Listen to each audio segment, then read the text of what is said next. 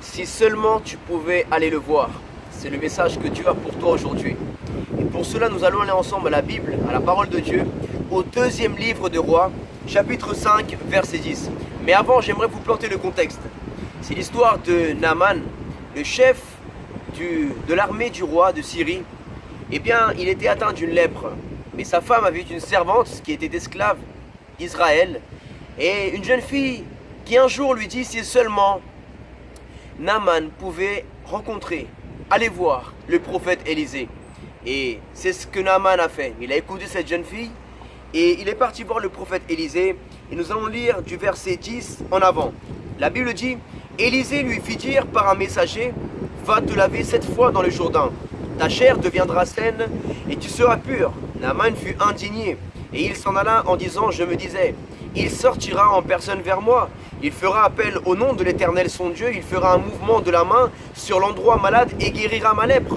Les fleuves de Damas, l'Abana et le Barbare ne valent-ils pas mieux que tous les cours d'eau d'Israël? Ne pourrais-je pas m'y laver pour devenir pur? Il tourna le dos et il partait, plein de colère, lorsque ses serviteurs s'approchèrent de lui pour lui parler. Ils dirent, mon père, si le prophète t'avait demandé quelque chose de difficile, ne l'aurais-tu pas fait? Tu dois d'autant plus volontiers faire ce qu'il t'a dit. Lave-toi et tu seras pur.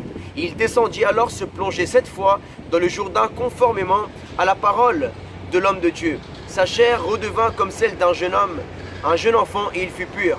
Naaman retourna vers l'homme de Dieu avec toute sa suite.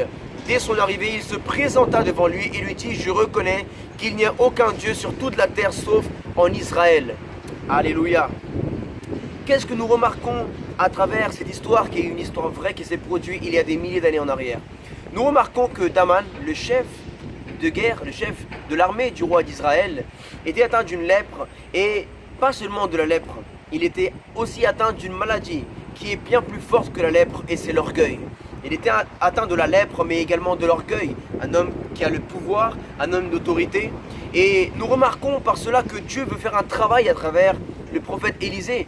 Il aurait pu sortir en personne, honorer ce chef de guerre. Mais non, Dieu permet qu'Élisée ne sorte pas et envoie un messager. Et là déjà c'est la première confrontation qui brise son orgueil. Deuxièmement, il lui demande à lui, un chef de guerre, d'aller se plonger 7 fois dans le Jourdain. Alors là, ça lui tape encore plus dans l'orgueil. Et il dit, non mais je ne vais pas aller me plonger dans ce fleuve alors que dans mon pays il y a des fleuves.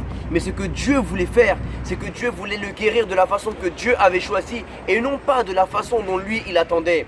Bien-aimé, j'aimerais te dire que c'est également ce qui se passe dans nos vies. Dieu permet des choses dans nos vies afin que nous puissions aller le voir, comme a dit cette jeune fille. Si seulement il pouvait aller voir le prophète. Et moi je te dis, si aujourd'hui, si seulement tu pouvais ouvrir ton cœur à Jésus, aller dans sa présence, te repentir de tes péchés, ça va te frapper ton orgueil, mais ça vaut la peine, tu recevras la vie éternelle. Sois abondamment béni et passe une belle journée.